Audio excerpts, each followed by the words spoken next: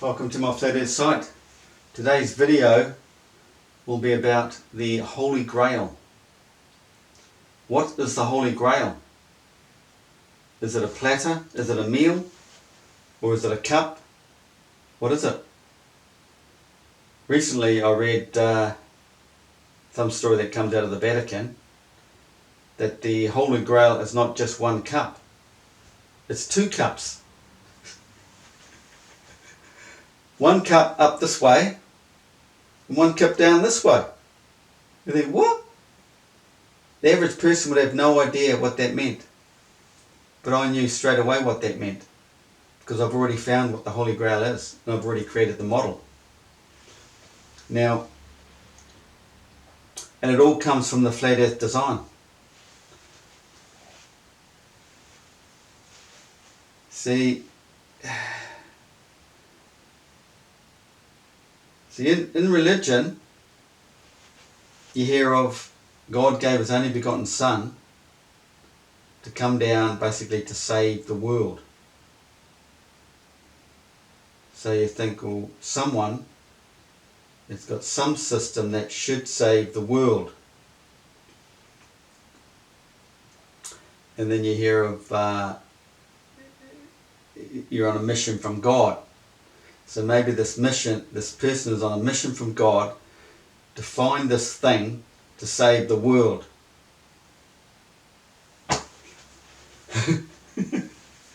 Anyway, so what does this look like? Does it look like a meal? Or does it look like a cup? I'll tell you what, it looks like a cup that way and a cup upside down this way. And this all comes about from understanding how our Earth works. This is the flat Earth. It has a gap. The tropics is a gap between the two rotations, the two skies, the northern hemisphere and the southern hemisphere. They do not connect. There's a gap. And currently Orion's belt's about to go down. It's done its season, disappear out west. It runs on this track. That's the ecliptic basically. And it sits here at the celestial equator.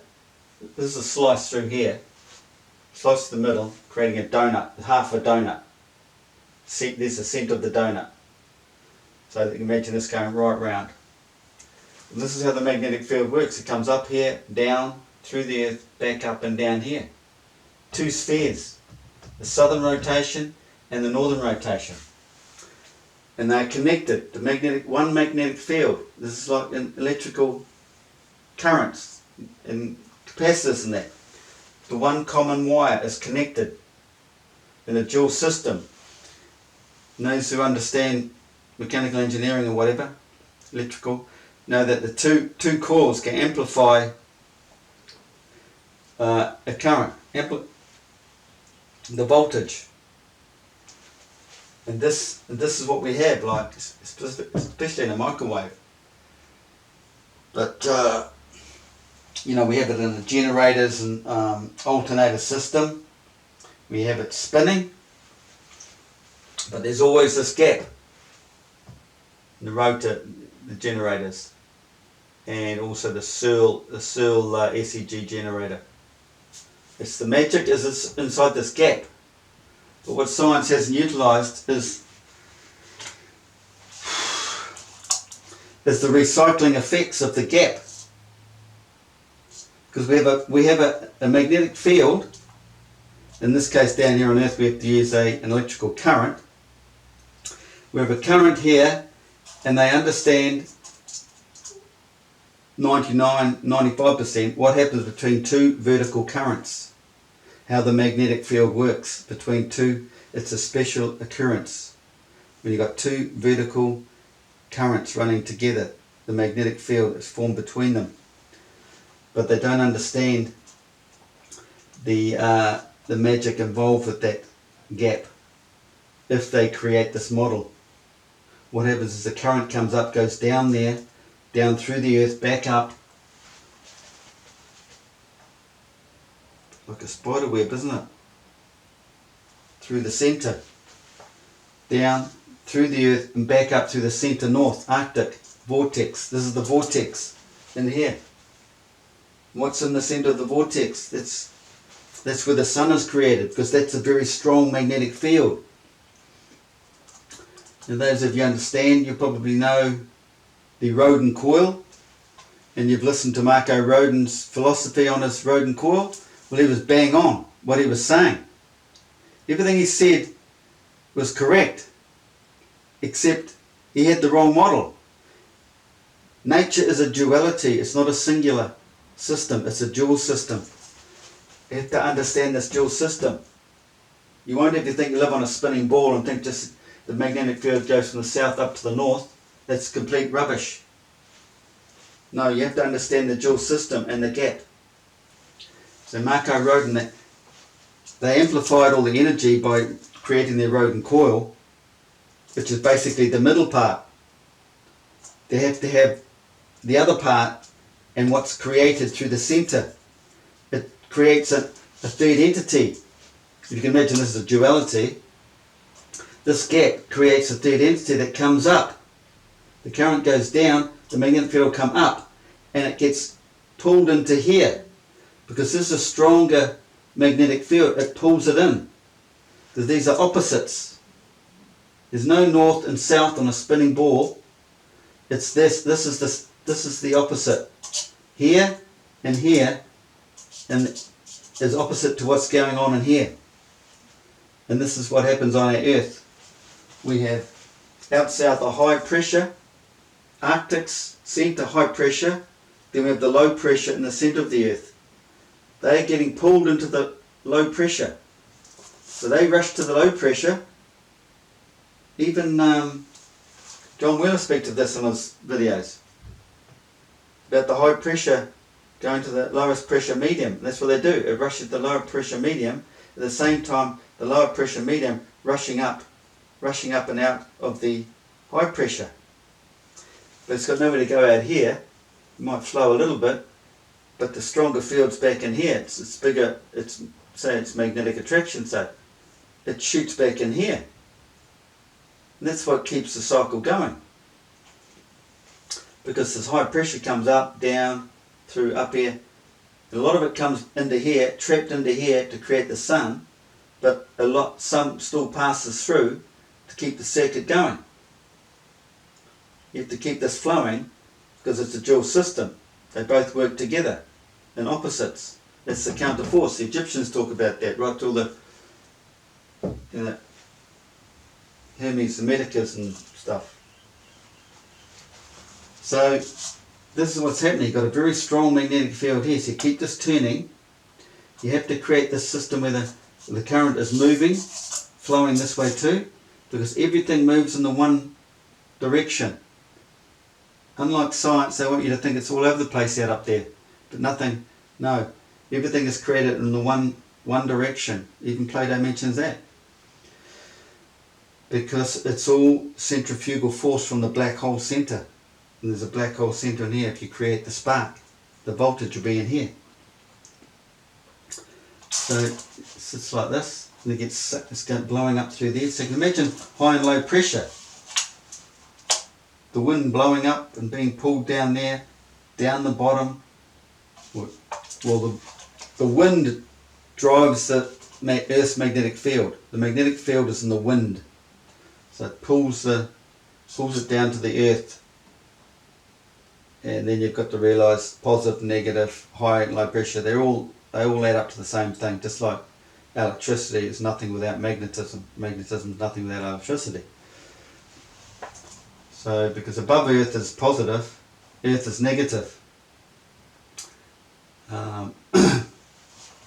So the current is flowing down through there, through the Earth, back up here, down through there, back out and over there. It keeps the whole system's flowing. And because this third entity in here flowing back into there, that's what keeps the perpetual motion. Now, the other thing is, and this becomes a very strong magnetic field. This is just a mock-up. I can't even test it. I'm not an electrical engineer. I don't have the gear, but I know it works because it works there, and it all makes sense. You just have to be that way inclined and put it together yourself. So remember, the magic in the rodent coil is only half the system. And the Greeks have mentioned it has to be equal. So I've based this, and when I made the model, you find out this copper wire coiling is pretty well the same length out here as it is in here. And it makes sense, because this is isotropic. Isos from the Greek word equal, and tropos, to turn and change. And this is what it's turning and changing as it goes negative. That's another clue. Another clue was in, it led me to the word bit. I didn't know what a bit was. So you look up what a bit is, because I was trying to figure out how, I knew the system, but I had to get the coiling, the windings right. And it took me to the bit that were on the old ships, the old sailing ships, the solid cones, oak cones, where they strap the ropes around. Well, look at this figure 8. Go figure. What's this figure here that goes down like this? That's the figure 8. The perpetual energy cycle in alchemy that's been around for thousands of years. It not only goes this way, it goes this way. So it goes down there through and up for your figure 8, but it also does a winding motion like this. So you're winding out, around the centre, back out, like this, round like this, somehow, like this. It does the figure 8, if you think about it. So all these things were just coming to me, and that's what it is. So if anyone could create this model, you'll probably become the most famous man on earth. This is the Holy Grail. And the whole thing's told in the story of King Arthur. There might be several stories of King Arthur. I've only read a couple, but there's one in particular that basically spelled out the whole thing. He mentioned the waterfall, describing the waterfall, how the current's flowing down here, the waterfall. Not the average guy will read it, because I can go back and I won't find it again. It's just a particular time I read it, it was all there. But if I go back and try and find it again, if I'm not in the frame of mind, I will not see it. It's just like any religious story, like the Bible. If you're not in the right frame of mind, you won't have a clue what they're talking about.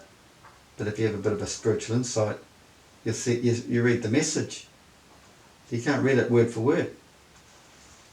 So there's the system, the Holy Grail. And not only this, perpetual cycle, this thing's saving the world. You don't have to start digging for oil anymore. If you get the system worked out properly, it might have to be altered a little bit. But at the same time, this is ionizing the atmosphere. It's good to save the world. Ionizing the atmosphere.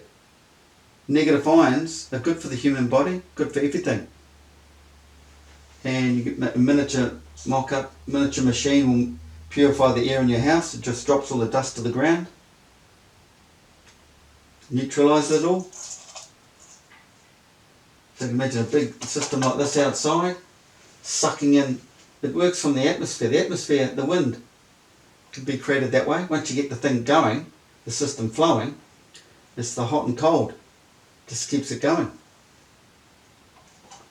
See, Searle, what's his name, Guy Searle, he knew all about that, because his system's based on the same thing. But he has rolling magnetic fields. He has a three-track system though. But he knew how it sucks back down into here, and it keeps the whole thing going. He knew that. He knew it ionized the atmosphere. There it is, everyone. It might not be, they might not want to use it. Also, the Tokamak nuclear reactor. They're trying to they've spent billions on it and they're getting nowhere. They have to understand the system, a dual system. See, look at it, see what this looks like, the model? Well, they're not going to look at their system. And what do they have? They have this down through here, up to here. They have this. And they think all this magic's being created just here. But they're not doing this. They need this dual system. They need the dual system to create this flow back into here, to create their plasma. Then that's bingo. They'll have the whole system feeding itself. So if you were to make a closed system, you have to close this in. So this isn't shooting off. So it gets drawn back into here, into the centre. And it's opened here somehow. You've got to get air forced in there. Whether you have to resort back to the earth system, whether it's very cold out here, very cold there, and warm here, I'm not sure. But this is what you have to play around with. You might have to force cold air in here maybe. And once the system going, the heat, the magnetic field, whatever the current, creating the temperature here, the hot and cold. So just a fan blowing in cold air here. You might need jets here. But this is basically what the spacecraft were made like. This system here, cut through here. They have the centre part here, or this, no, the centre part. This is spinning. Must be connected up here somehow. It spins. It's got the gap here, getting sucked back in. It drives the whole thing. So you've got a magnetic copper whatever here, down here, just like they have in the Tokamak Reactor. Magnet field there, the magnetic field here, creates a third entity magnetic field. But it's the spinning of this, the bottom of imagine that, the bottom of a spaceship. It's sucking up in there, or gets drawn, comes out of here, gets drawn into there, which gives it the uplift. Man, I wish I was an electrical engineer because I could get the whole system going. I know I can. Very tight magnetic field, very strong in here. Sucking this back into there, keeping the perpetual flow. So if there was anything like perpetual motion, that's it there.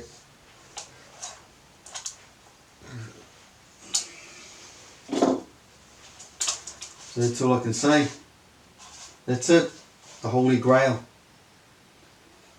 So if you're not an electrical engineer, put this out there.